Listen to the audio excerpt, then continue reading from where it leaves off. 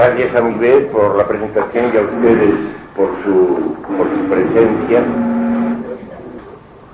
Como que tal vez no contaban ustedes es con que se les está invitando a una función política, es decir, no cultural ni literaria, sino que vamos a intentar este rato que estemos aquí, más o menos en común, hacer política, con esa forma de hacer que en primer lugar es hablar, en contra de lo que con frecuencia les cuentan a ustedes y les hacen contraponer el hablar con el hacer, la teoría con la praxis o cualquier otra pedantería de la que les digan.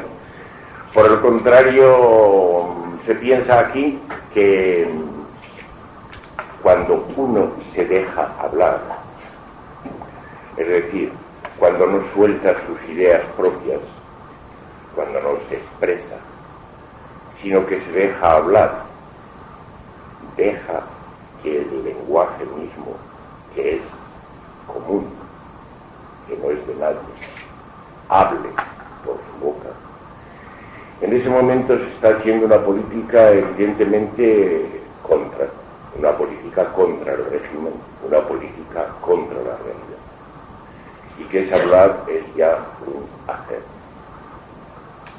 Y que decir tiene que, cuando ustedes hablan de la manera que de ordinario y mayoritariamente hablan, es decir, expresando sus ideas propias, poniéndolas a contraposición las unas con las otras, y en fin, haciendo todas las tonterías que cada día hacemos todos inevitablemente cuando hablamos con la familia, con los amigos, con los medios de formación de masas, con las novias, y en cualquiera de las situaciones reales, habituales, también se está haciendo política.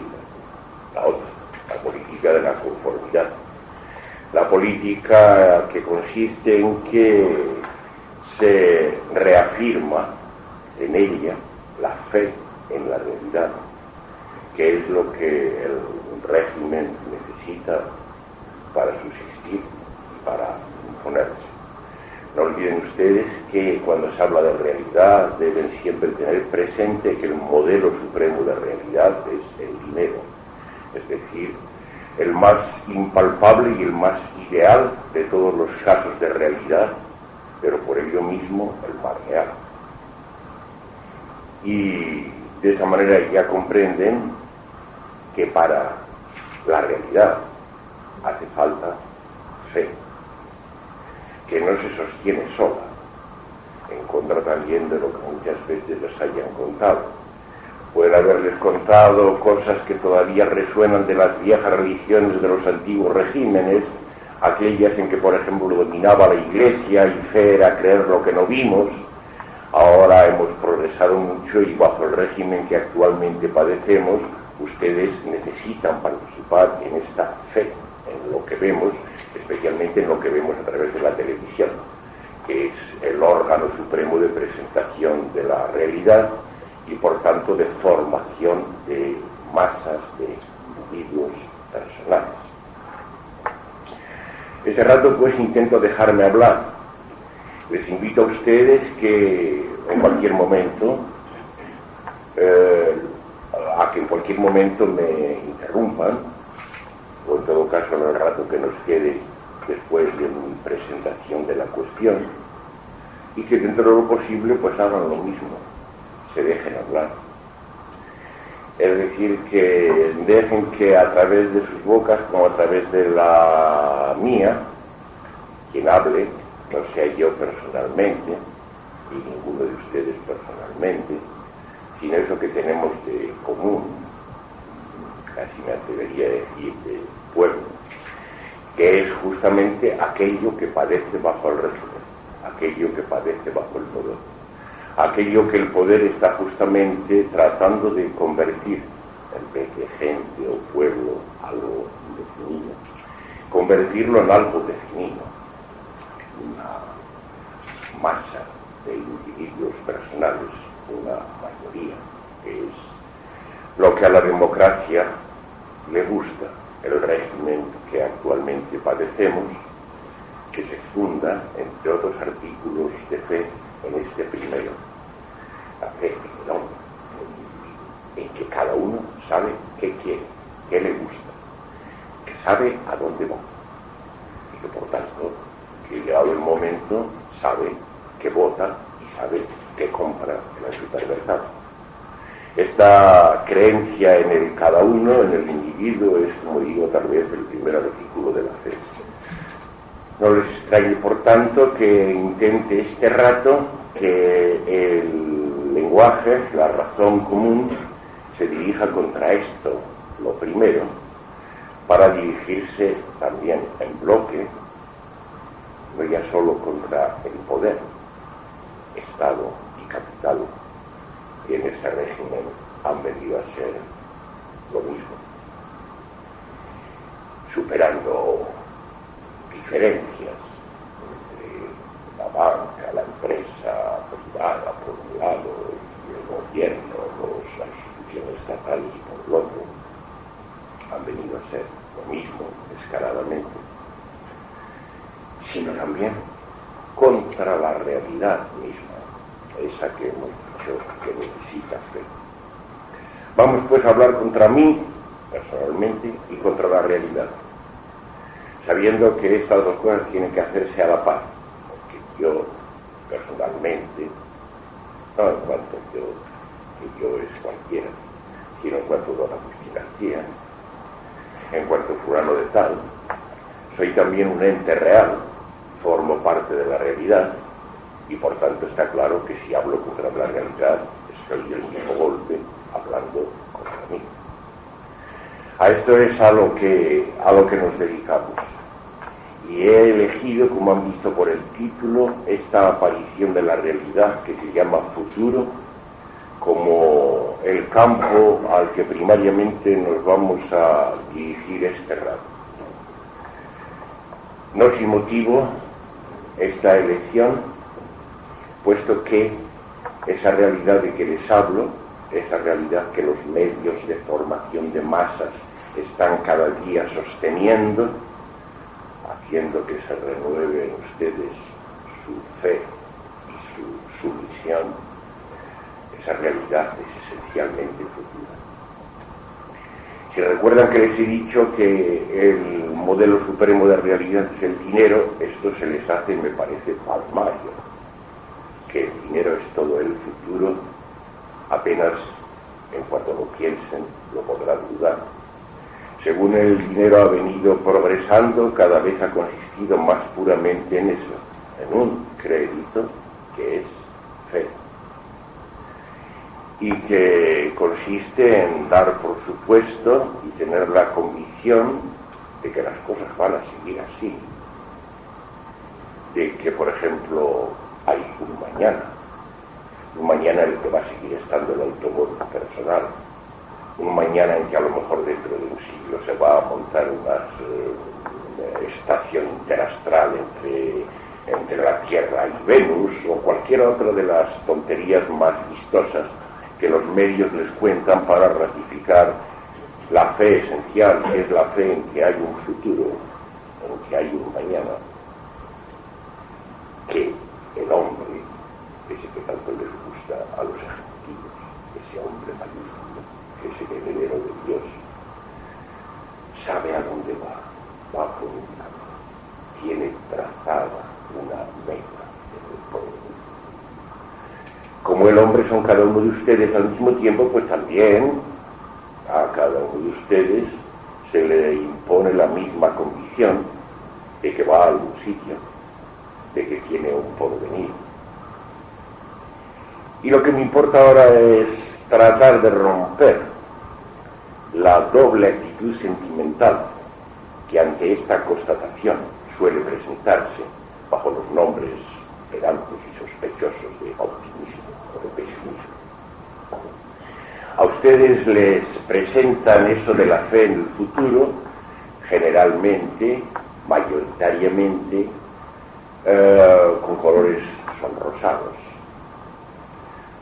casi como los colores sonrosados de aquella aurora que decían los falangistas cuando en España quiere aparecer, ¿no? Y eso servía, como ustedes recuerdan los más viejos en el himno Cara al Sol, para hacer que tú te fueras en cualquier momento a hacer guardia con tus compañeros, allá en lo alto.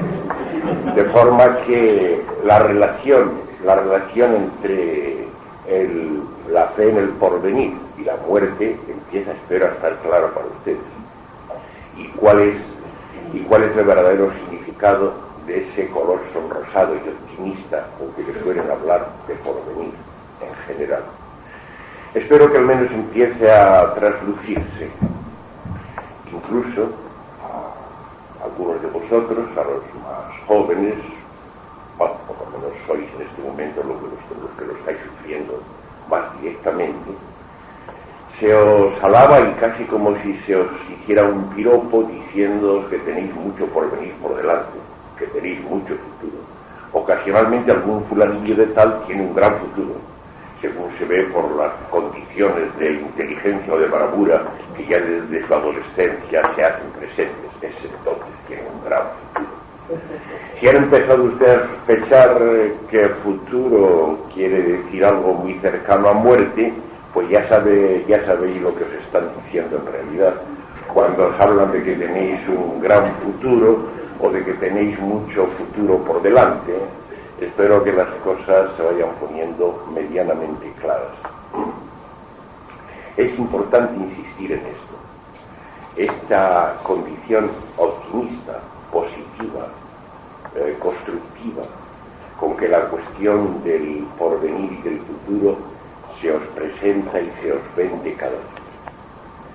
Es una gran mentira, pero es una mentira dominante, y si pensamos, como aquí estoy sugiriendo que penséis, que la realidad es necesariamente falsa, es real, pues la mentira es tan mentira como real, y tanto más mentira cuanto más real, entonces ya creo que se va entendiendo bien el sentido del ataque contra el futuro. Se presenta así sonrosadamente, en España empieza a amanecer, los relumbres de la aurora, el blanco mañana o el rojo mañana, o el día de la paz universal, o el día de la justicia para todos, o cualquier otra de las tonterías con que a lo largo de toda la historia os han estado entreteniendo. Se presenta así y se insiste en esa condición precisamente porque es mentira. Además es que cuando con alguien, en público o entre amigos, se os oiga hablar, alguno de vosotros como estoy hablando yo ahora, contra, tratando de dejar que a través de mi boca hable no yo, sino el pueblo, que cuando se le deja hablar lo que dice es no otra cosa que no, esa es la voz del pueblo, no a la realidad. Y venga alguno de los pedantes del turno y os diga, bueno, pero entonces ¿qué alternativa? Os están pidiendo otro futuro. Os dejarían atacar tal vez, que el régimen os vende, pero a condición de que fuerais positivos en el momento inmediato siguiente, que a su vez ofrecierais como alternativa otro futuro no menos honrosado que aquel que pretendéis derrocar.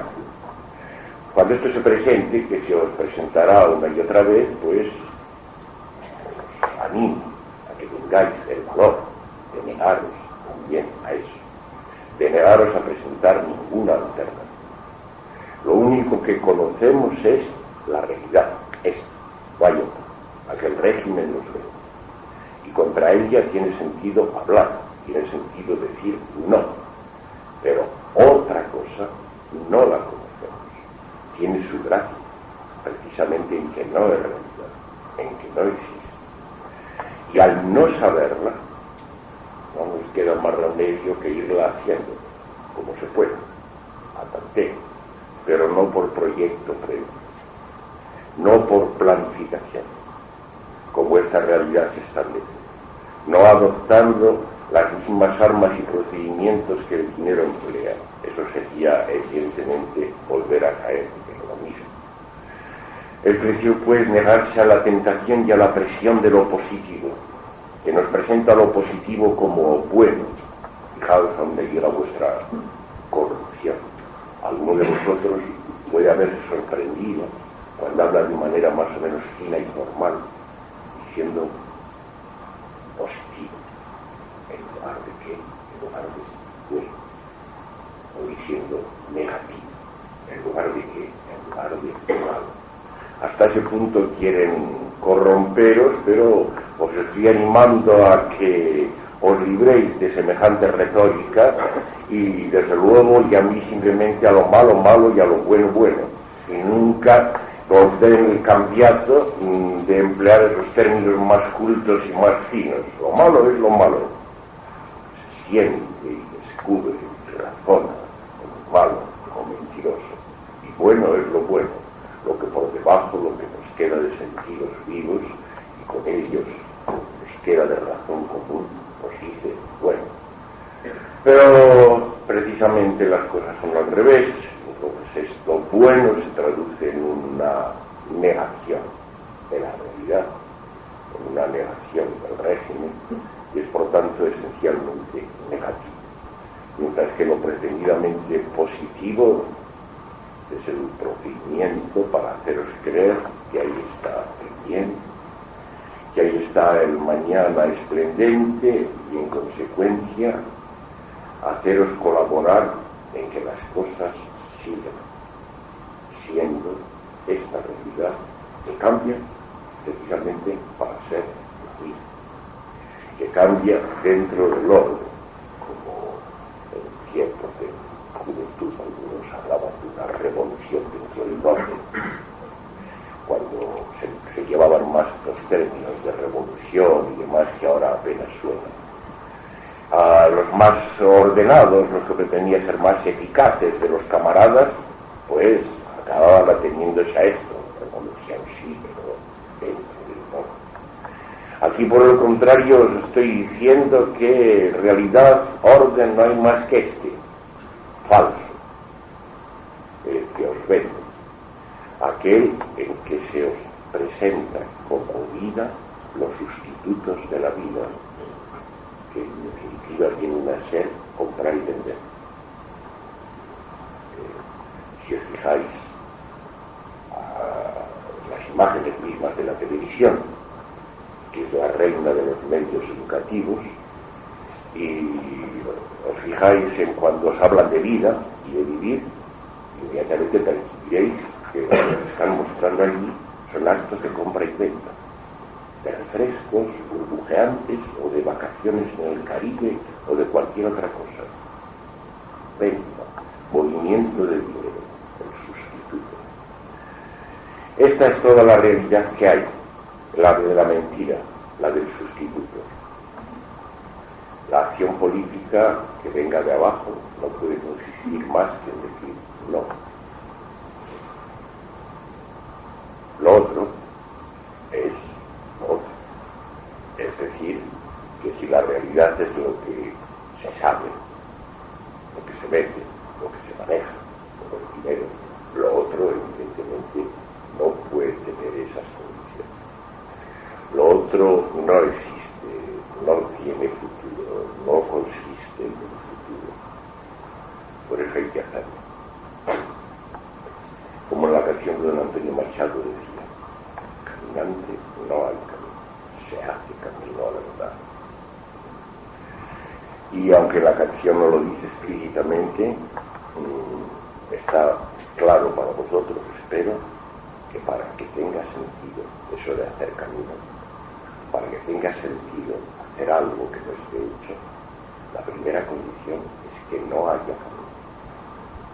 Si lo hay, no hay manera de hacerlo. La primera condición es que no haya camino. Solo así se puede hacer algo en contra de este régimen que hoy padecemos, en el que se resumen de algún modo todos los regímenes de la historia. Se resumen todos los regímenes de la historia en este, el único que de verdad padecemos. Lo otro son imaginerías de la historia que también contribuyen a sostener este régimen. Por otra parte, fijaos que tampoco hay que aterrarse excesivamente cuando os propongo hablar contra la realidad toda, que es toda la realidad de la historia, toda la que se nos ha vendido siglo tras siglo hasta llegar a este momento culminante.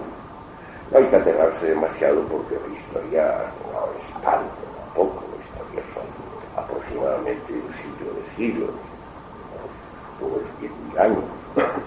No es tanto si se tiene en cuenta que gente hablando y razonando por el mundo debe haber habido por fuera y antes cientos de miles de años, de forma que a lo que asistimos desde, digamos, las pirámides de Egipto hasta la red informática universal, pues tampoco es para aterrarse. Claro que si uno piensa que la revolución que es algo en lo que él tiene que estar presente, vamos allá. Entonces, efectivamente, de eso perder toda esperanza. Incluso si piensa que revolución es algo que tiene que seguir estando el hombre, ese mayúsculo, de que hablan los ejecutivos, también se está cortando la cosa, pero si no se piensa así, si no se piensa más que la realidad es esto, y que es mentira, y que hay que hablar contra él, a ver qué sale. Entonces ya uno no tiene por qué estar presente en la revolución, ni siquiera el hombre tampoco, y entonces la historia se vuelve corta, no tiene tanta importancia. Sin embargo, como me van a engañar muchas veces con historia, que es el complemento del futuro contra el que hablo, también deseaba pararme un momento en esta forma de la mentira. No creáis que es en vano que la televisión misma, el primero de los instrumentos de educación, de cultura, está también llena a ratos de historia. Hay culones históricos, por ejemplo, donde anda por ahí pues Napoleón o Ulises o Tutankamón o Cleopatra, como si fueran nuestros parientes, vamos, están allí gracias a este milagro de la presentación cinematográfica y televisiva. Y a los más pequeños de nosotros que habéis nacido después de la última guerra con que terminó el antiguo régimen y empezó a establecerse este que hoy padecemos, 50 años, se os presenta una constancia tremenda. Supongo que lo seguirán haciendo, hacía mucho que no soy capaz ni siquiera de levantar los ojos a la televisión, pero me supongo que lo seguirán haciendo, que os presentan imágenes de esa última guerra o de las guerras anteriores, de japoneses,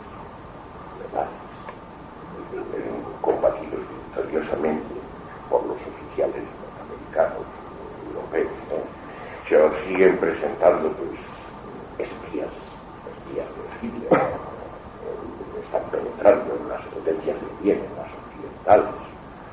Se quiere mantener una memoria de la historia más reciente, y todo esto tiene su intención, no se os oculta, y espero que la manera en que la historia sirve para mantener la creencia falsa en el futuro es también clara para vosotros. La televisión y toda la cultura, que es política, que es economía, que todo está junto en el régimen, quiere haceros creer que hay efectivamente otros regímenes que son mucho peores que la democracia desarrollada. Este es el menos malo de los regímenes que se pueden parecer, cuentos que habéis oído sonar más de una mierda, para sostener la fe en esto. Entonces es muy importante que os hagan presentes los personajes de la historia y la última guerra, todo eso, porque de esa manera podéis comparar con el estado del bienestar que habéis nacido, del que estáis disfrutando. El estado del bienestar en el que se os venden en nombre de vida todos los sustitutos y en nombre de razón y de lenguaje común toda una serie de jergas de comerciantes y de filósofos y de periodistas como la que padecéis constantemente, la comparación, os hace encontrar que esto es otra cosa, que esto es distinto y por tanto que tiene sentido, que va a algún sitio, que es verdad. Esos caminos que los banqueros y los prohombres os dicen que la humanidad va a recorrer en el próximo siglo, en los próximos siglos. La historia está sirviendo para esta labor funesta. Por tanto, muy bueno frente a esta táctica del poder, recordar que Cleopatra y Napoleón y Julio César están todos muertos. Es una pregunta que a lo mejor sorprende un poco, pero dado como están las cosas, es preciso decirlo. Están todos muertos. Y que en la historia no viven más que los muertos. Como se trata de que, según esos modelos, estos momentos mismos en que estáis viviendo lleguen a concebirse también como una época entre las épocas, es el siglo XXI que viene tras del XX, cuando dejen las tonterías más o menos numéricas que os metan por los ojos o por los oídos. Como se trata de haceros creer esto, pues la conclusión está muy clara. Si esto que estamos viviendo está en una época, la de Napoleón, pues resulta que también en esta época los únicos que viven son muertos. ¿Qué es lo que quiere que sea eso? Porque se comprende que para sociedad es que no hay nada que se pueda comparar con un muerto. De manera que el régimen tiene que intentar eso sobre todo, ¿no? Y ya veis cómo es el truco.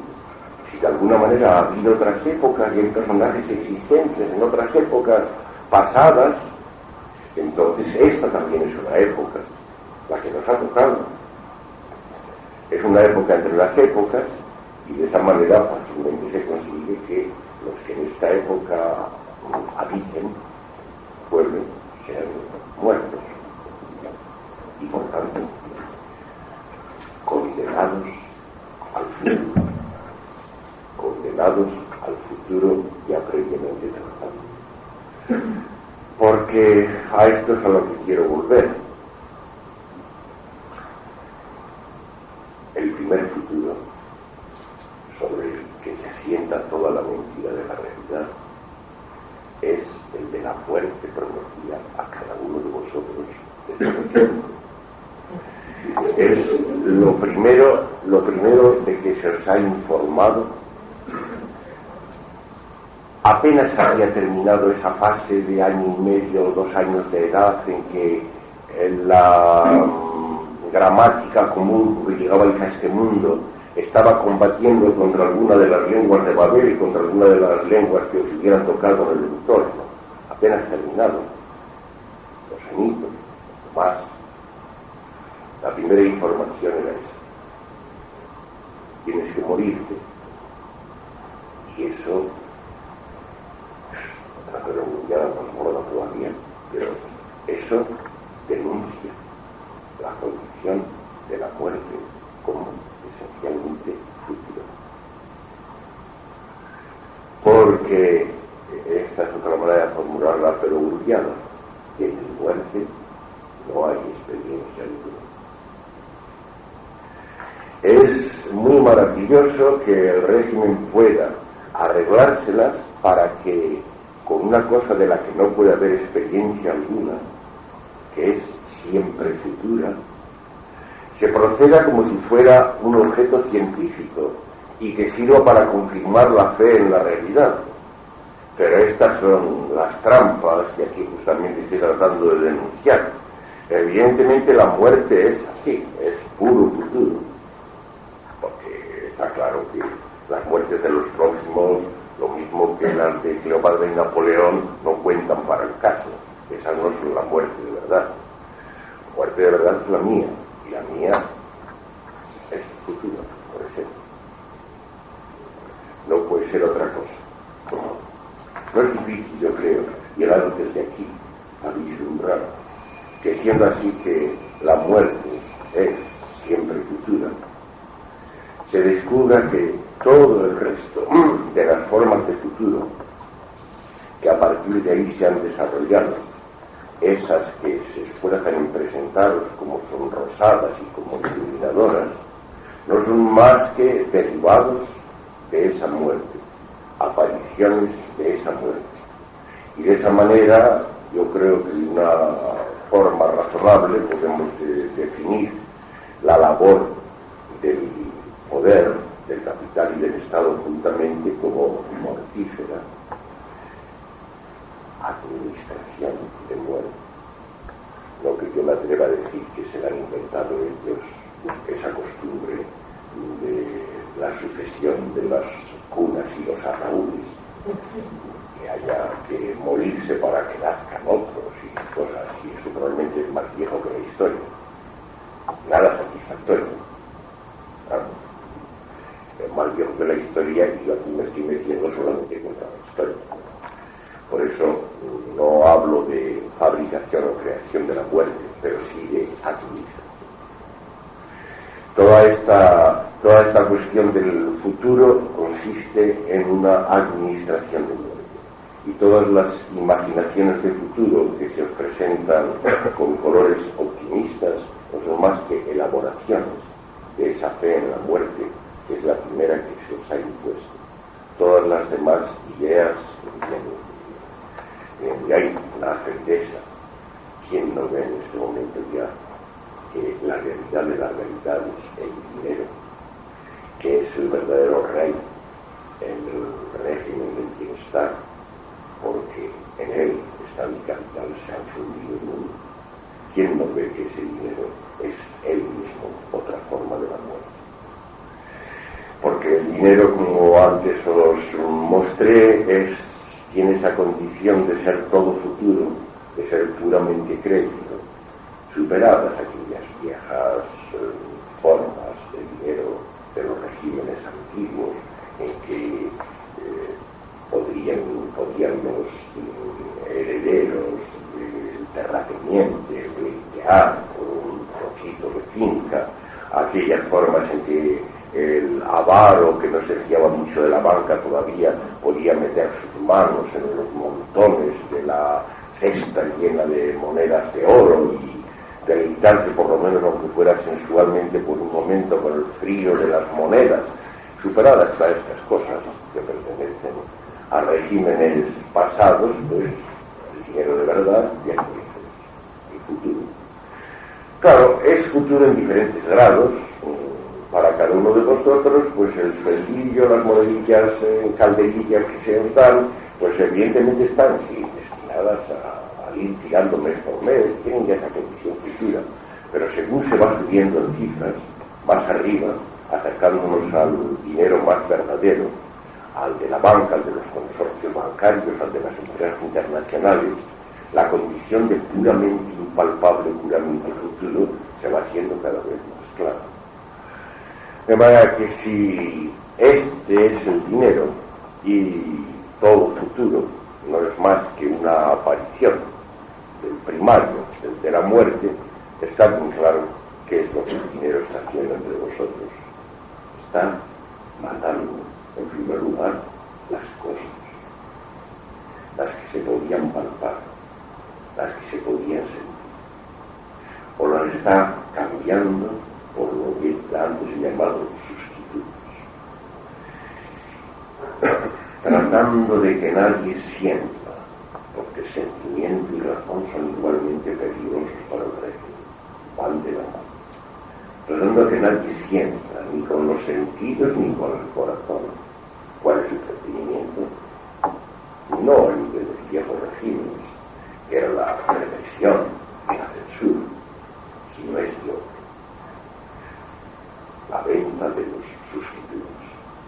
¿Cómo vas a sentir nada que parezca amor, vida, sensualidad, si te están vendiendo ya y te están ocupando minuto tras minuto con los sustitutos de eso, si te dan ya la felicidad hecha, envuelta en papel de celofán, anunciada en las agencias de viajes, que ofrecen a los jubilados de día de mañana vacaciones? vacaciones, en el Caribe, donde sea, ¿cómo va a haber tiempo para sentir?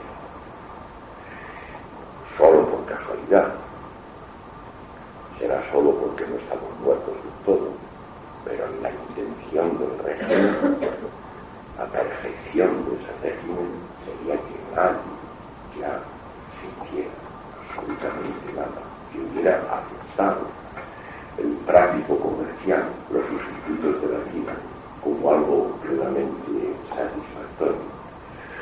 De manera que mata las cosas, y como veis, al matar las cosas, porque las convierte en productos comerciales, que no son más que dinero. Con dinero, lo que se compra es dinero. Se cambian los envoltorios, sea en el supermercado, sea donde sea, pero lo que en verdad se está comprando y vendiendo ya no es cosa ninguna que tenga sabor, que se pueda palpar. Es dinero, revestido a veces de colores. Fijaos como allá en lo alto las grandes empresas les da igual fabricar taladradoras para que el mundo siga en obras constantemente y estamos trabajando por su futuro, perdonen las molestias, como vosotros sabéis, que dedicarse a la importación de cigarrillos turcos. Le da lo mismo. Hasta tal punto la taladradora y el cigarrillo son meros pretextos. La una y el otro no son más que dinero. Son formas que están destinadas a hacer que el dinero siga viviendo. Si es que a eso que hace el dinero se le puede llamar vida, profanando ya del todo el nombre. Fijaos bien que es así en todos los demás aspectos. Cuando entre las poblaciones se habla de que tal región o tal ciudad tiene mucha vida, lo que quiere decir es que la gente está ya más condenada que nunca a tener las calles apestadas de automóviles y de vez en cuando entre los automóviles las taladradoras que están cantando ese himno de estamos trabajando por su futuro, perdonen las molestias. Eso es lo que es vida, eso es lo que es vida y eso es lo que se considera vida de una población. Y luego vienen los politicastros creando puestos de trabajo y hablando del tanto por ciento del paro, que se le ha conseguido hacer disminuir un 0,1% este mes o el mes que viene, y da lo mismo, y entonces pues está tratando de cumplirse el ideal que es imposibilitación de la vida, desaparición de las cosas. El ejemplo tal vez mejor, sin embargo, está en los transportes mismos. Lo que ha llegado a dominar de una manera absoluta es el llegar. Había otros tiempos cuando en el progreso de los abuelos inventaron cosas como el ferrocarril, que evidentemente eran mejor que las torpes diligencias que por entonces funcionaban, pues resulta que el viaje se podía convertir en algo que era un trozo de la vida. Podía vivir en un tren. Y muchas veces era uno de los trozos más interesantes, porque eran los trozos en que uno se salía un poco de la casa y del ambiente habitual, ¿no? Bueno, todo eso es el tipo de los abuelos. Ahora el único criterio es el llegar. El llegar. Aquello que don Antonio Machado también decía: Londres, Madrid, Ponferrada, tan lindos para alejarse, lo peor es la llegada. Eso se ha vuelto completamente del revés. El único criterio que vale para la empresa y por tanto para sus servidores, los políticos, es el criterio de llegar cuanto antes. No se dan cuenta de que al acortar la duración del viaje, al hacer la comunicación cada vez más veloz, no con eso están eliminando el fantasma del vacío, del aburrimiento, que es compañero inseparable de este régimen, porque uno puede aburrirse en 5 minutos de avión más ferozmente que en 20 horas de tren. Esto es una cosa que sucede. Depende de que las 20 horas de tren fueran un trozo de vida regular y que el trámite del avión se haya convertido en un mero trámite. naturalmente ya recordáis cómo cuando llegasen unas cuantas horas hay que intentar rellenarlo, primero con las azatas que dan vida, es decir, una copa de whisky, por ejemplo, cualquier otra tontería por el estilo. Después con vídeos que te llenan el poco rato que te pueda quedar, ¿no? Cosa que los medios de transporte más viejos lo hacen más utilizar, los autobuses y hasta, por desgracia, algunos de los trenes, más o menos renovados, y demás. No hace falta que os insista, ya veis que el ideal es único, es llegar. No puede haber otro criterio. Ahora, yo os he estado sugiriendo todo el tiempo qué quiere decir llegar.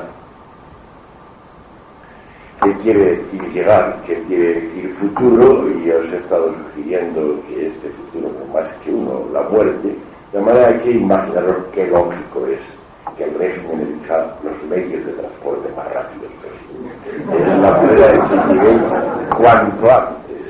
Para su gusto habéis llegado ya fulminantemente en este instante mismo y se habría conseguido aquel ideal que antes os enunciaba, que ya unos buenos súbditos y clientes, que no perfectamente muertos que están vivos. Ya habéis llegado. Bueno, termino que decir antes de dejaros pasar la palabra. No hay futuro, es mentira. Existe, pero no lo hay, como toda la realidad. Existe como Dios, como toda la realidad, pero no lo hay, es mentira. No hay tal cosa como futuro. Este es el no que la gente dice. No hay más futuro de verdad que el que se va haciendo, que no es futuro, que se hace ahora mismo. Si me molesto en venir aquí a Palma o cualquier sitio a buscar entre las voces y los oídos de la gente alguna compañía, es porque, a pesar de todo lo dicho, sigo reconociendo que el régimen que acabo de describir, fundado esencialmente en la fe en el futuro, en contra de lo que ellos creen, no está del todo bien hecho, no funciona de una manera perfecta.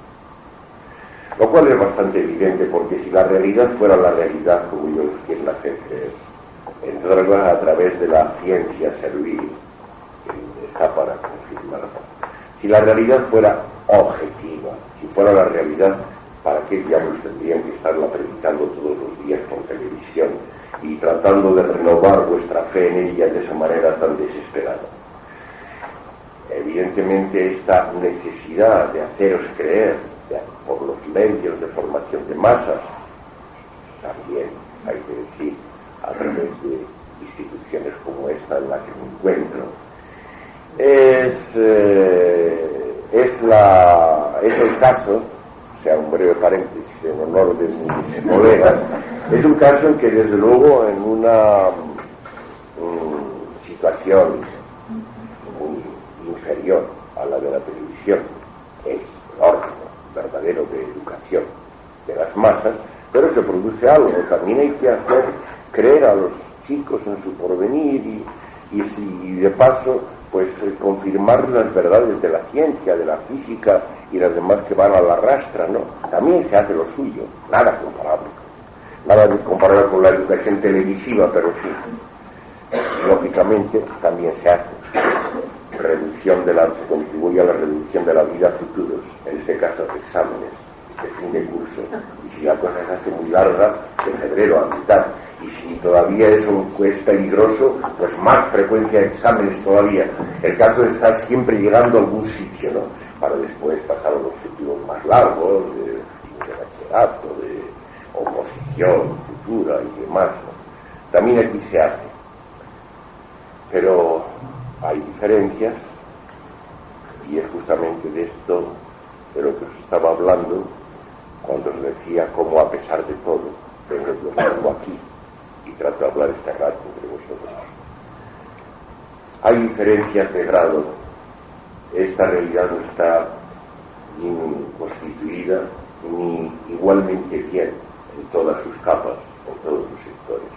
Aquí puede suceder que hasta algunos de los profesores que no se hayan hecho demasiado conformes con el régimen, que no tengan demasiada fe, de vez en cuando puedan decirles a los chicos o dejarles que viendo algo de sentimiento, de sentidos, de razón.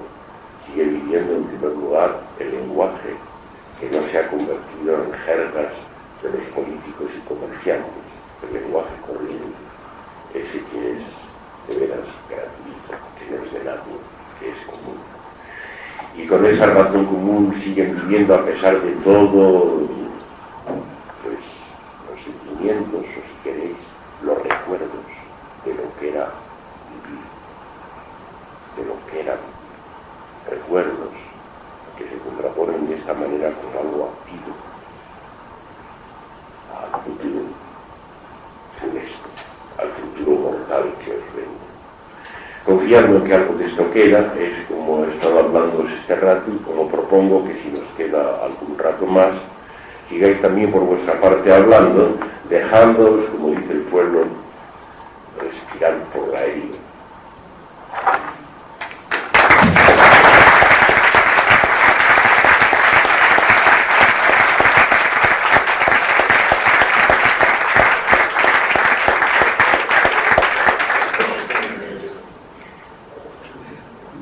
Vosaltres teniu la paraula ara.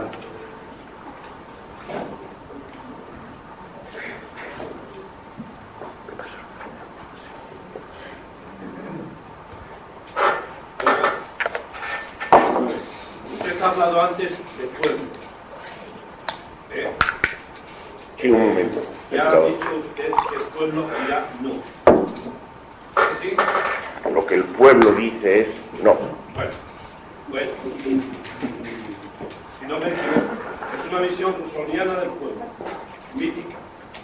¿Es así o no es así? Yo, la verdad es que Rousseau lo leí de adolescente un poco y ni me acuerdo, pero desde luego me extrañaría mucho que esa cosa que cuentan de un buen salvaje, el Rousseau se presentara como un tío que dice no. Me extrañaría muchísimo. Supongo que el buen salvaje de Rousseau es mucho más positivo.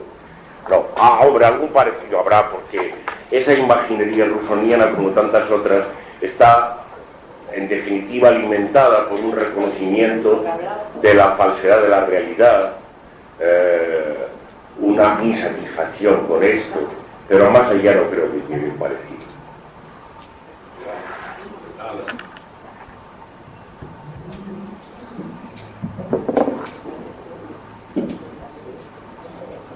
Bien, a mí me han dicho, persona a la cual tengo confianza, que viniese a escucharle, porque me encontraría con un personaje fuera de serie. Y claro, le agradezco mucho que se me haya hecho esta recomendación, porque no he sido niña. Me encuentro con un personaje fuera de serie, un personaje que habla una hora, que nos dice que no existe el futuro, que el futuro es la realidad, pero la realidad tampoco es existente, y arranca los aplausos de todo el mundo, incluidos los míos, y yo también le he aplaudido. Entonces, evidentemente he disfrutado porque he descubierto un excelente pensador y he descubierto además cerca de nosotros un magnífico provocador. Espero que los provocados reaccionemos. Yo he sido uno de los que creo que he reaccionado de inmediato. Mi querido amigo, de verdad, agradeciéndole el rato que hemos pasado, usted ha recogido un verso de Machado. No hay caminos, se hace camino al andar. Y a mí me gustaría preguntar en este momento, de acuerdo, no hay caminos, se hace el camino al andar. Muy bien, andemos, porque no es cuestión de quedar sentados. Pero le agradecería mucho. ¿Hacia dónde? ¿Cuál es su visión de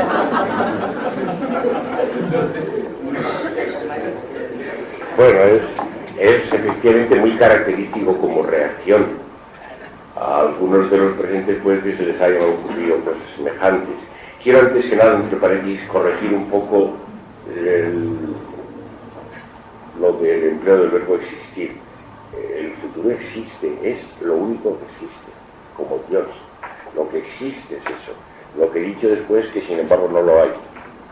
Y es importante porque, como usted sabe, como saben todos, existe es un verbo culto de las escuelas, pertenece a la jerga, mientras que decir lo hay es el lenguaje corriente. De forma que esa contradicción tiene su sentido. Existir, existe en la realidad. Todo es mentira. Es tan real como mentirosa como real. Y esto se dice del futuro.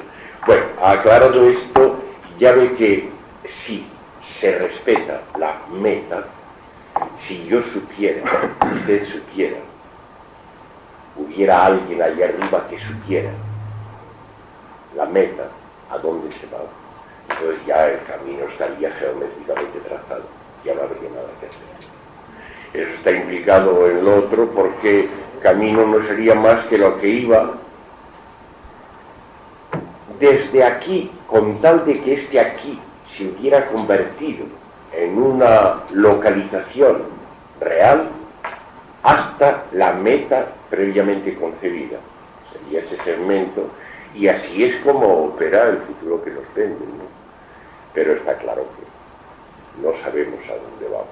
Esto el pueblo no sabe muy bien. Y como no sabemos a dónde vamos, nos podemos pasar, no ya mi vida, no ya la historia entera y 10.000 años, sino más y más averiguando, y para irlo averiguando pues hay que no saberlo. Esto es evidente porque si no es una hipocresía. Si sabemos realmente si hay meta, ya no averiguamos nada, ya está todo averiguado, que es como la ciencia quiere presentarlo. Mira, quería preguntarte, has utilizado mucho el ideal y el régimen de esa administración de muerte y tal. Mi pregunta sería ¿por qué? ¿Por qué el ideal? ¿Por qué el ideal? ¿Por qué el régimen de muerte? ¿Por qué la administración de muerte? Y viéndolo un poco en la medida que a lo mejor esta versión de los regímenes y con otras versiones sí, la unión que hay entre el individuo y el resto, o sea, que son la misma cosa, ¿no? Dice que esa administración de muerte es ideal como algo que se imparte desde fuera, aunque puede parecer que se imparte desde fuera, pero algo que hay dentro también, que colabora o que lo crea, por decirlo de una manera, ¿no? Entonces, la pregunta es ¿por qué? Bueno, esta segunda parte es más clara y más sencilla. Voy a empezar por ella, porque yo tal vez no lo he dicho de una manera muy explícita. Efectivamente, mi persona real y el régimen, Estado y capital, somos la misma cosa. Estamos hechos del mismo paño. De manera que he mostrado cómo la cosa se presenta al mismo tiempo en el plano individual y en el plano general. La idea de mi muerte siempre futura, ligada con la idea de un futuro de la humanidad que va por acá o por allá. De manera que está claro que en los dos sitios será igual. Yo, en cuanto ente personal, soy un siervo fiel del Estado y del dinero. No puedo ser otra cosa en cuanto ente personal. Y así se forman los conjuntos de poblaciones, siervas del Estado y del dinero, que la televisión, entre otros, trata de formar y volver a formar cada día. Lo que pasa es que, como yo no estoy bien hecho del todo, me queda por bajo algo de lo que he dicho vivo o común, y eso ya ni es la población ni es el individuo. Eso es esa cosa desconocida, a la que llamo común, razón común, sentido común, sentimiento común, pueblo común, que queda viva. La pregunta de la que arrancabas es más difícil en el sentido de que es mucho más amplia todavía. ¿Por qué se ha venido a producir lo que he llamado historia y que he definido como administración de muerte? ¿Por qué? ¿Por qué necesidad que, como tú bien has sospechado, tendría que ser necesidad al mismo tiempo de mí, como ente real, y necesidad del propio poder? Es una pregunta que a los que han sentido y pensado de vez en cuando se les ha preguntado, se les ha presentado una y otra vez.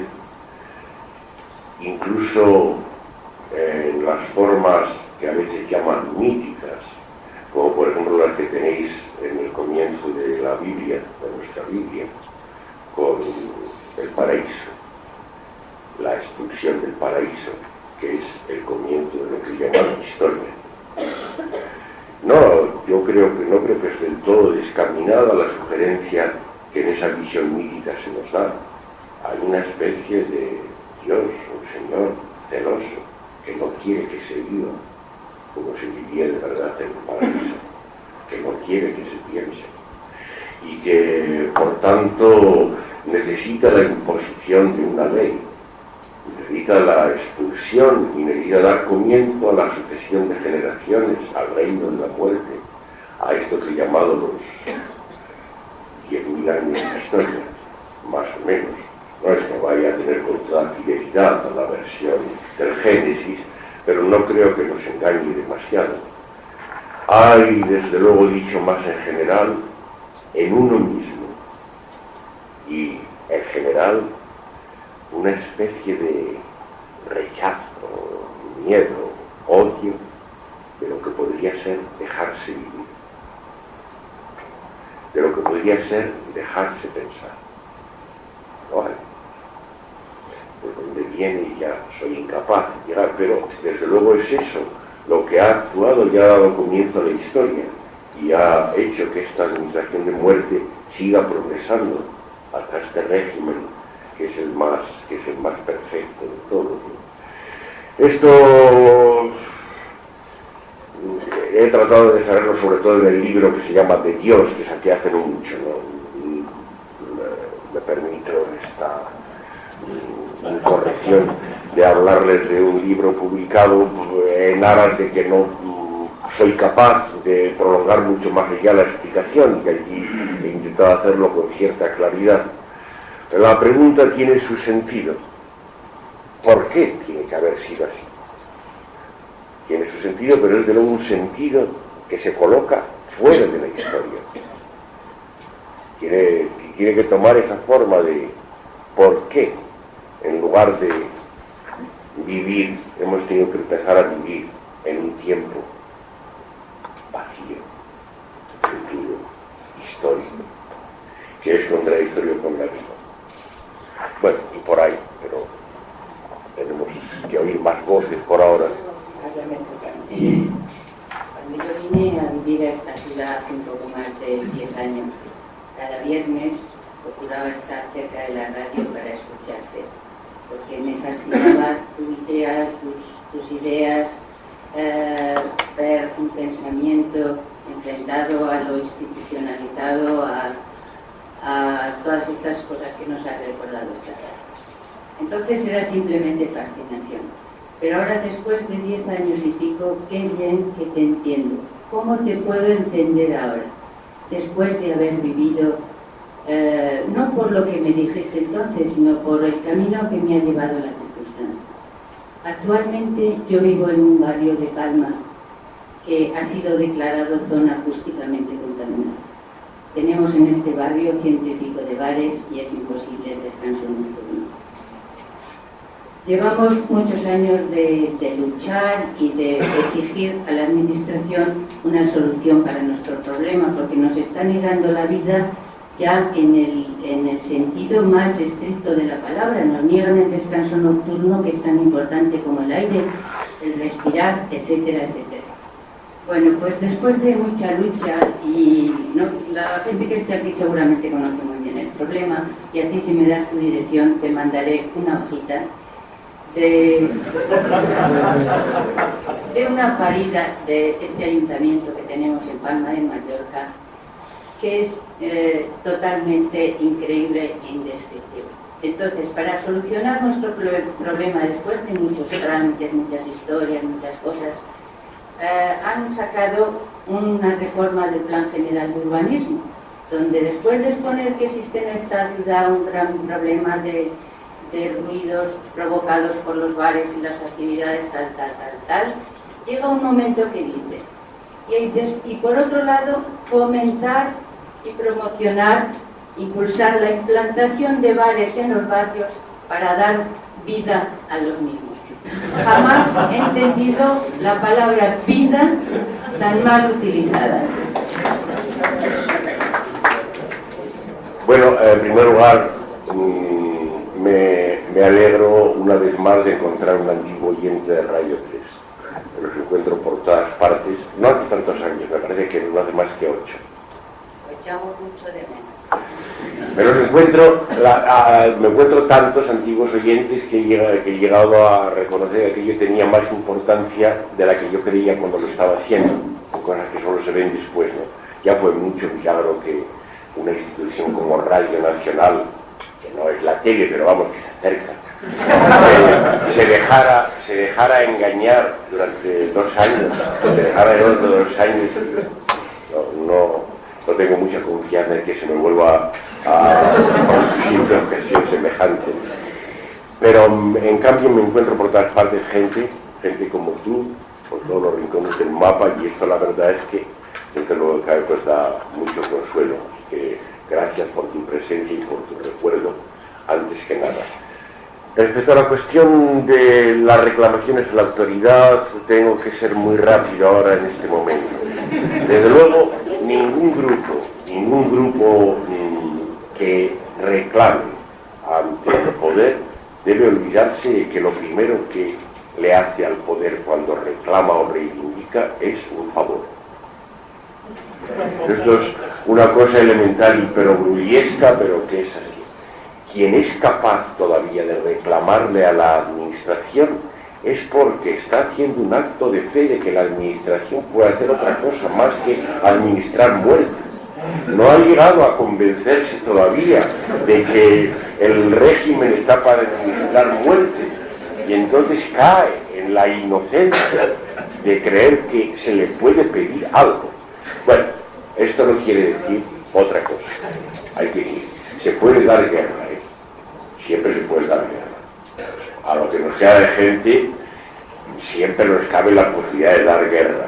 Es decir, coger a los ejecutivos de Dios que más se presten en cada momento y ponerles en pretes difíciles y que se ponga, que resplandezca dentro de lo posible la contradicción en la que están montados, pero con tal de que no se haga ni por un momento pensando seriamente en que la administración puede hacer más cosas que lo que hace.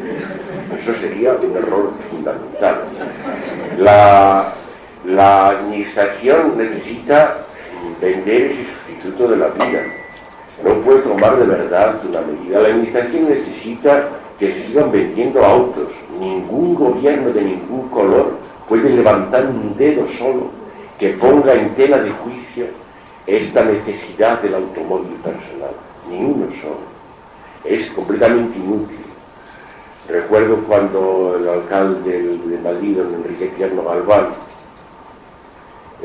tomó una pequeña medida de hacer peatonal la Puerta del Sol y poco más, que aquello despertó ya por todas partes una especie de revuelo desconsiderado. Se estaba atentando, aunque fuera tan levemente, al automóvil. Y el automóvil es la gente de muerte de primer orden, y por tanto no se puede atentar contra él. No se puede atentar contra él. Es un agente de muerte, no en el sentido trivial de que haya que sacrificarle todos los fines de semana unos cuantos cientos, eso es lo de menos, ¿no? Eso es cosa de matadero. En un sentido mucho más profundo, que coge a la persona, esta contra la que he hablado, la aumenta 50 veces de volumen más o menos, y además la rodea de un caparazón definitorio de la persona mucho más duro que la piel de cualquier persona corriente, de manera que esta verdadera persona del régimen, que es el automóvil individual, pues se encuentra con eso, que ocupa 50 veces más sitios y además está mucho mejor definida. Y ese es el verdadero ciudadano. Y es en ese sentido como el automóvil es uno de los ejemplos más claros de administración de muerte. Alrededor de él está el resto del tráfago. Por ejemplo, los muchachos se les hace pasar generalmente por una fase que es la fase de moto, que es la fase en que como corresponde a su juventud, pues lo que se les alaba antes que llegarles a convencer de la necesidad del caparazón, lo que se les alaba es el viento de la libertad. Es decir, te lanzas y sientes que el viento te azota por todas partes. Y al mismo tiempo, con la ventaja de que haces más ruido que tus padres con el automóvil, lo cual es una ventaja que tampoco puede despreciarse, ¿no? ¿Cómo puede uno pensar que ni siquiera un alcalde, no digamos un jefe de gobierno, puede atentar contra cosas como la moto? No tiene sentido. Están en el régimen. ¿Y cómo puede atentar contra la forma de vida que es vender Coca-Cola? Es decir, aquello que más nos afectaba, que es la multiplicación de los bares y las discotecas. Y es esencial. Para la conversión de la vida en sustituto, eso es completamente esencial. Pueden hacer algunas cosillas que cambian de sitio el problema y que por tanto distraen mucho, pero nada verdaderamente eficaz. Bueno, el documento nos lo muestra. Lo más que se ocurre es decir, vamos a llevar vida a otros barrios también para ver si de esta manera se descarga un poco el nuestro, ¿no? Es la gran ocurrencia a la que puede llegar el ejecutivo del poder, no mucho más allá. En definitiva, las reclamaciones cuando se hagan no puede tener más sentido que el de dar guerra cuando parezca oportuno, cuando se sienta oportuno. Y no hay tampoco que distraerse demasiado con las reclamaciones al poder, porque eso también contribuye a darle demasiada importancia.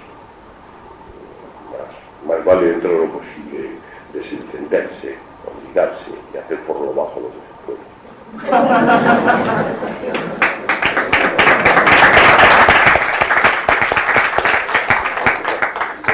Sí, bueno, terminando esto del automóvil que estabas hablando, desde luego el automóvil lo que le pasa también es el representante eximio de la libertad personal, de la libertad del individuo democrático, que consiste precisamente en ir a la misma hora, por el mismo sitio, hacia el mismo lugar, contestando a lo que preguntaba, que de hacia dónde, hacia el mismo lugar que tu vecino, pero con la sensación, no, con la convicción de que lo haces por libertad personal, por decisión personal. Esto es uno de los rasgos. No, pero yo lo que me quería referir es a la cuestión de por qué, la pregunta que hubo también ahí detrás, ¿por qué tiene tanto éxito esto del futuro? No solamente porque efectivamente se está con la administración de muerte que has expuesto tan puntualmente, sino porque de alguna manera el futuro no se nos da así, a palo seco, como una cuestión de futuro histórico, sino que se da entrevetado con los sueños, con los ensueños. Y eso es una cosa que tiene mucho predicamento en el individuo, en los hombres, de los seres humanos, ¿no? Esto de la ensoñación, porque la mayoría de nuestras ensoñaciones tienden al futuro, de tal manera que se pasa mejor quizás unas vacaciones soñadas o ensoñadas que luego cuando te las vas a pasar. A mí esto se me ocurre que ese tiempo futuro tiene ese otro lado de ensueño, que no es histórico, porque tiene algo que realmente le faculta a que es un tiempo no vulnerado por el que pasa. Es lo mismo que esta confusión que tiene uno hacia las fotografías, a tener que parar instantáneamente aquello que pasa, sea el Sena que pasa constantemente en París, ¿vale? Y lo fotografías, o una catedral que está ahí incólume, que no se mueve como Notre Dame, pero sin embargo tú la paras instantáneamente y de modo casi, compulsivo, ¿no?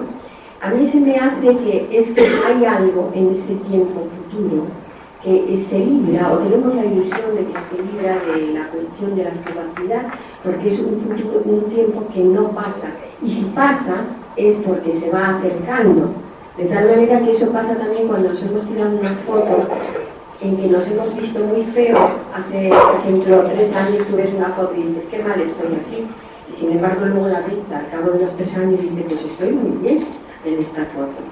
Algo así ahí que está, que habría que analizar. Bueno, no sé yo si te sigo bien en todo. Desde luego hay una cosa cierta. Esta fe en el futuro se alimenta de la ensoñación, de la fantasía, que desde luego es antihistórica, es independiente del poder. Pero el proceso hay que describirlo así. La ensoñación o la fantasía de por sí, libre, viva, no se requiere de por sí a ningún tiempo, ni futuro ni nada. Incluso los recuerdos, cuando son recuerdos que se viven en fantasías eróticas, por ejemplo, son unos recuerdos que están ahora, no son de un pasado histórico, como las fotos. Están viviendo ahora. De manera que lo que hace el régimen es convertir esas ensoñaciones sin tiempo en ensoñaciones ya dirigidas a un futuro, a un cumplimiento. Y lo que sí has hecho muy bien en subrayar es que este cumplimiento toma la forma de la foto. Tú sabes que si en lugar de dejarte vivir y seguir paseando a la orilla del Sena, te paras y haces que te fotografíen con el Sena detrás, sabes que con eso lo has matado, pero al mismo tiempo te has quedado con ello para el álbum del día de mañana. Le has concedido una cierta seguridad. Es del prestigio que ya en primer lugar está representado por la escritura frente al lenguaje vivo. Mata al lenguaje vivo, pero con esta ventaja de que lo hace permanente, lo deposita. Así es como empieza la historia, con la escritura, como todo el mundo sabe. Y la fotografía lo confirma. De manera que aquí está ya jugando el dinero, estás cambiando una vida que no sabes lo que vale, porque ni siquiera sabes cómo corre. La estás cambiando por una muerte, una foto de la vida, pero que esa sí sabes, la puedes poseer, la puedes tener en el álbum, puede enriquecerte de alguna manera tus posesiones, dotándote de un pasado más o menos feo, más o menos guapo. Y ese es el gran cambiazo, y esto se nos da a cada paso, por poseer, por asegurar, por tener, es generalmente por lo que se mata aquello que podía estar vivo. Sí, anoche llamé a una tertulia de radio y les planteé lo siguiente: ¿saben ustedes cuál es el arma más contundente que ha fabricado el hombre en este siglo? Ninguno supo responder, ¿no?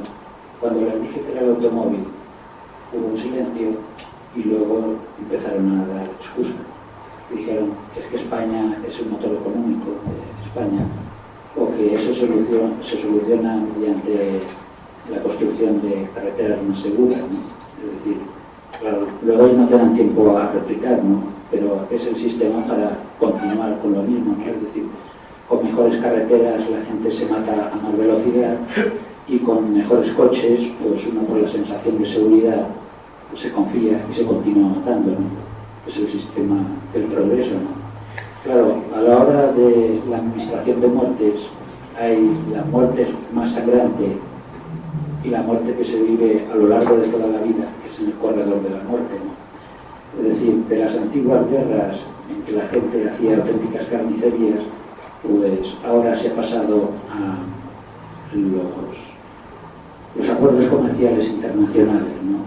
Es decir, mientras aquí nos están hablando de progreso, que si Europa de una velocidad o dos, mientras tanto, precisamente por esos acuerdos comerciales, pues hay hambrunas, la gente muere de hambre, etcétera, etcétera, y se vive de forma auténticamente sangrante, ¿no? Es decir, mientras aquí nos dicen que la economía va muy bien y que tenemos que invertir en bolsa, luego eso repercute en compañías multinacionales que provocan auténticos estragos en esos países del tercer mundo, que a lo mejor por su propia vivencia pues tenían cierta forma de vida, pues quieren convertir o evangelizar a nuestra forma de vida, nuestra forma de muerte. Y claro, y para, como decía Jesús de Nazaret, cuando un apóstol le dice, Padre, maestro, tengo que ir a enterrar a mi padre, ¿no? Le dice, deja que los muertos entierren a sus muertos. Y aquí una de las formas más sangrantes en este occidente es el paro, ¿no? Es decir, algo que se tendría que vivir como la liberación del trabajo, de la esclavitud, se vive como una pesadilla, ¿no? En lugar de decir, no, ya hemos llegado a que no es necesario despilfarrar nada, ¿no? Es decir, la gente se puede dedicar a lo que realmente quiera. porque tampoco hay que ser tontos, es decir, la holgazanería es un mito, la gente siempre necesita hacer algo, necesita vivir, ¿no? Claro, en lugar de decir, vamos a aumentar esos 3,5 millones de parados, dice, no, hay que quitarlos. Y aunque sea precisamente en la forma más burda de trabajo, que es alistándolos en el servicio militar, es decir, 50.000 puestos de trabajo, cualquier cosa se le dicen. Y bueno, es un continuo, ¿no? Y lo podemos encontrar en cualquier sitio, ¿no? Y desde luego la democracia se sirve precisamente de los regímenes totalitarios para decir, confiad en esto, que si nos puede llegar aquello, pero mientras tanto estamos aguantando esto y no cambia nada. Bueno, yo creo que has añadido unas cuantas pinceladas, o más bien trazos, que son muy oportunos para recordarle a cada uno lo que cualquiera siente cuando se deja de separar con la IA, de cómo es el régimen. Así que solo añado un par de notas. El enemigo público número uno, desde luego, puede bien decir que es el automóvil. Esto es lo que decía un ex vendedor de automóviles inglés, no me acuerdo ahora del nombre, que sacó un libro que se llamaba así, El enemigo público número uno. Pero hay quienes competidores, porque en cuanto a administración de muerte, esa que he descrito, que consiste en el endurecimiento y aumento del volumen de la persona, es una, pero la televisión puede competir en cuanto a lo que antes he referido de conversión del instante mismo en una mera época de la historia. Eso es administración de muerte.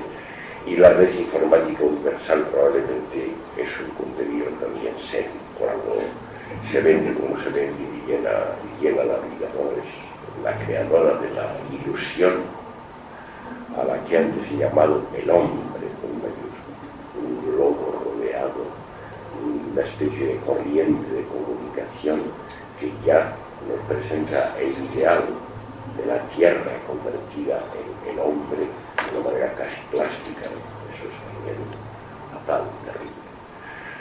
Respecto a lo que antes llamaban terceros mundos, y ahora casi no se debe a llamarlos nada, lo más terrible de todo, aparte de lo que has dicho, es que se juntan ahí estas dos cosas, lo que deben estar haciendo en los suburbios del desarrollo. Casi no puede uno pensarlo serenamente, porque por un lado están creando pestes, hambres y guerritas y miserias desde aquí, desde el centro, precisamente para sostener esta paz, pero al mismo tiempo en las almas, a través de la televisión, están sembrando el ideal de este régimen, lo cual tenéis representado sobre todo en todos los muchachos marroquíes o albaneses lanzándose con sus chalupas a cruzar el estrecho o el Mediterráneo para llegar a los muros de la sociedad del bienestar. Eso quiere decir el veneno metido previamente en forma de ideal a través de la tele. Y ese doble proceso es tan sangriento que casi no se atreve uno a mirar de veras a los alrededores del desarrollo. Permítame, García Calvo, yo voy a fabricar una mentira. Bueno, tampoco nos tiene que extrañar mucho. La fabricación de esta mentira, el producto que le voy a ofrecer es el siguiente. Le ofrezco que escoja entre pertenecer a un personaje que lo subo del año 998 frente al milenarismo, para el cual no hay futuro, o pertenecer, de hecho pertenecemos todos, al año 1998 que tenemos un futuro de coño. ¿Cuál prefiere? Bueno, no, mi actitud está clara, ¿no? El otro día, ahora ya ni siquiera me atrevo a mandar mis cosas a los periódicos, hace años, casi no me dan ganas, quiero decir, pero el otro día le mandé uno a los del Mundo, en donde digo adiós al futuro. Es decir, cambio la propuesta de ellos de adiós siglo XX por una propuesta general, adiós al futuro, y por tanto mi descreencia de todo futuro es clara, y mi actitud, pues, lo cual no quiere decir que yo desprecie la potencia de engaño que tuvo el año 1000 y que ahora puede tener el año 2000 y que la tiene, la ha venido experimentando, pero simplemente así, reconocerla como potencia de engaño. No hay futuro, solamente existe, no hay.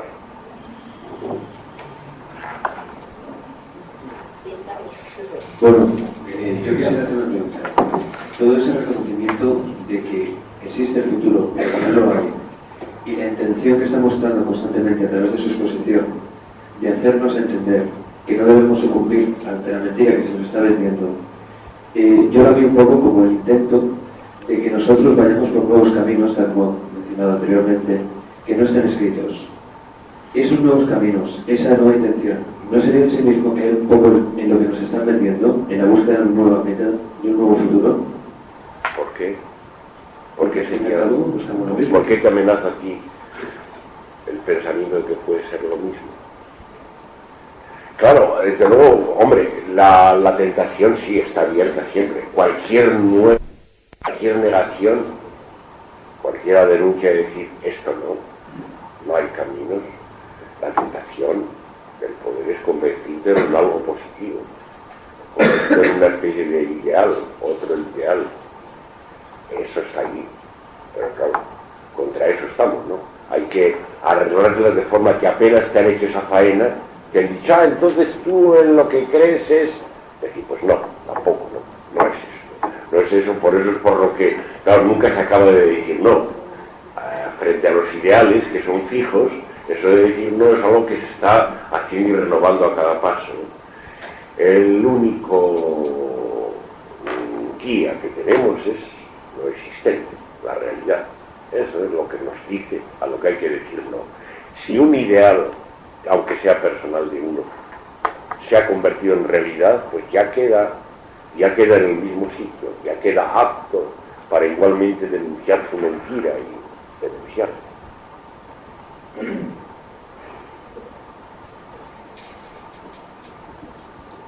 Algú més voldrà separar-lo?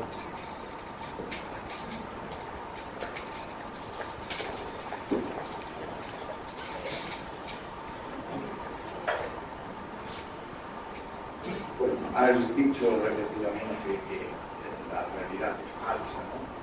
Yo en esto estoy en gran parte de acuerdo, y sobre todo la realidad que representa la televisión, representa ciertos valores que se ocupan.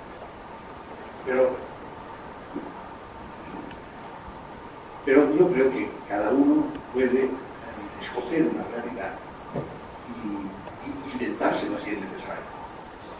Por ejemplo, yo pienso un poco, no queda más remedio, quiero un poco a lo personal. Mi realidad, por ejemplo, es hijos, a quienes lo quiero mucho y que presumo que me quieran a mí. Ahora también, como yo soy viejo, pues unos nietos que me pasa lo mismo. Y unos amigos, pues que hay una corriente de amor y del cual deseo yo todo lo mejor.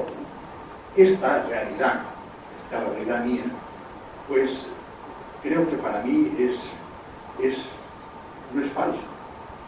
Para mí es muy verdadera.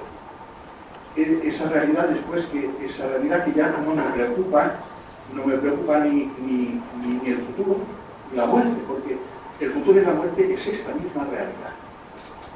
Y esta realidad está incluido todo, mi futuro, mi muerte e incluso Dios.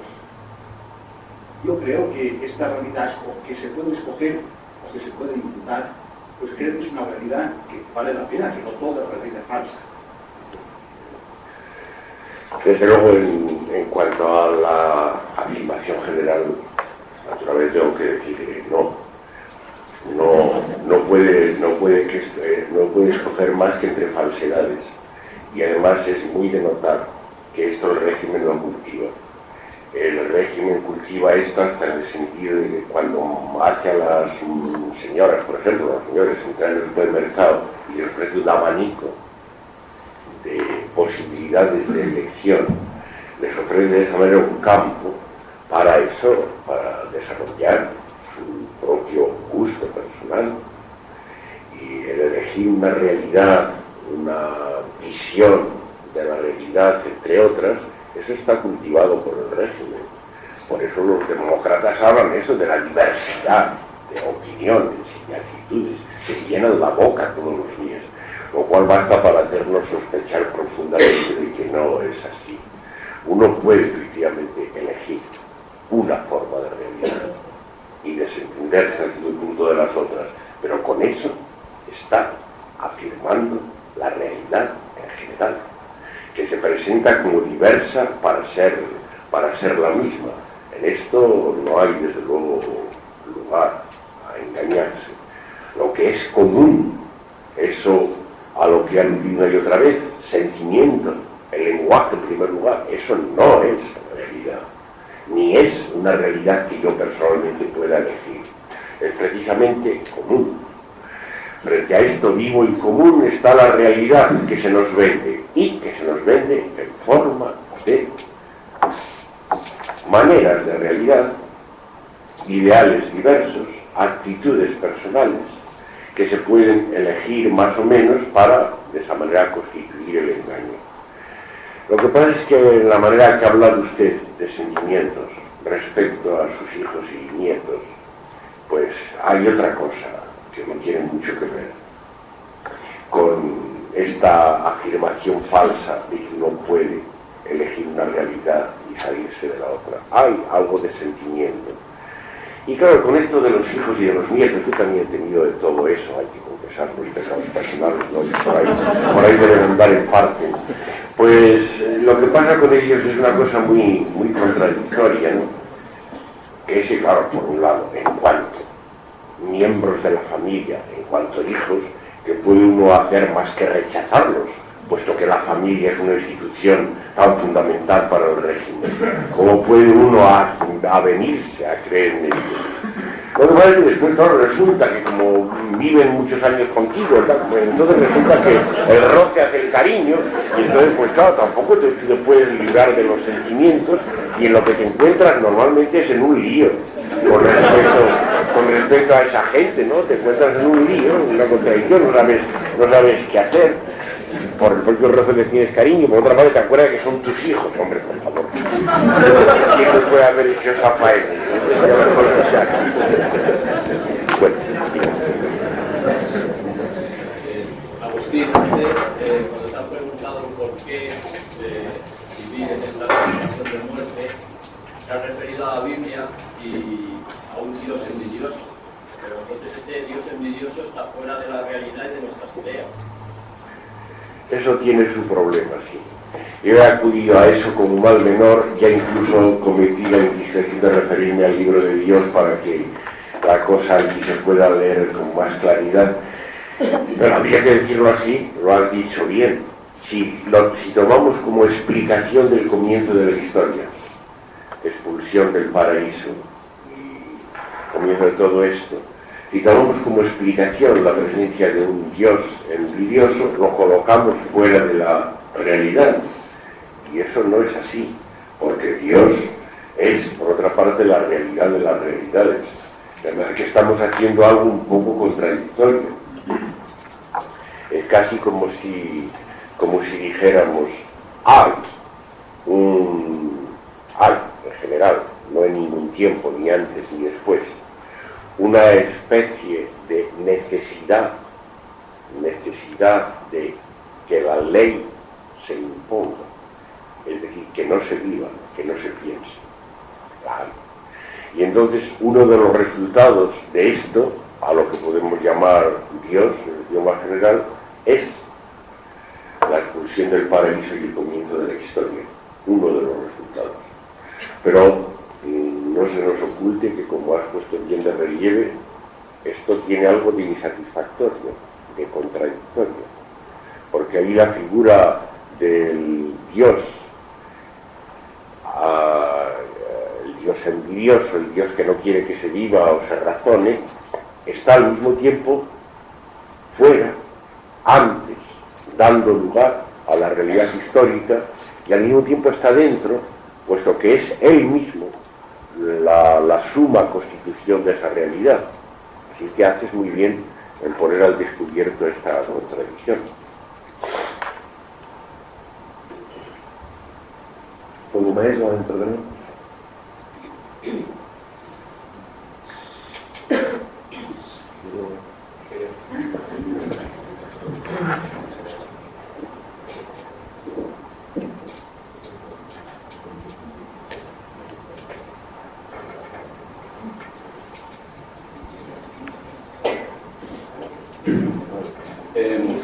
Yo que soy docente, me gustaría saber cómo podríamos vaciar de ese futuro al que te aludías nuestras aulas. Es decir, porque efectivamente, constantemente, pues se nos habla de exámenes, como tú has mencionado, se nos habla de planes de estudio, se nos habla de programaciones a principio de curso, se nos habla de reuniones para todo y por todo, etcétera. Es decir, ¿cómo, mi pregunta sería, ¿se te ocurre a ti alguna idea así, medida de choque fuerte, rápida, para combatir esta idea de futuro en las mismas aulas?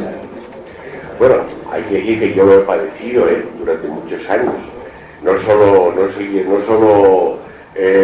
me ha tocado desde jovencito estar de catedrático en la universidad, sino que durante algunos años simultaneaba eso con institutos en Zamora y en Sevilla. Así que, vamos, conozco la cuestión de cerca y he visto progresar el régimen. Cuando uno se encuentra en esto, yo no suelo recomendar a gente como tú que se marche y se renuncie en vista de cómo están las cosas. Lo mismo que no suelo recomendar a los chicos cuando se desesperan con la universidad que renuncien y que se marchen. Por el contrario, generalmente yo animo a la gente a que se quede. Y que se quede naturalmente a sabiendas de que se mete en un lío formidable y en un conflicto de todos los días, que no tiene lo que me pides, no tiene una solución, no tiene una receta rápida y una vez por todas. Pero, ¿por qué entonces no te digo que una vez que te has dado cuenta de lo que es la enseñanza organizada, pues de marcha y te dediques a otra cosa?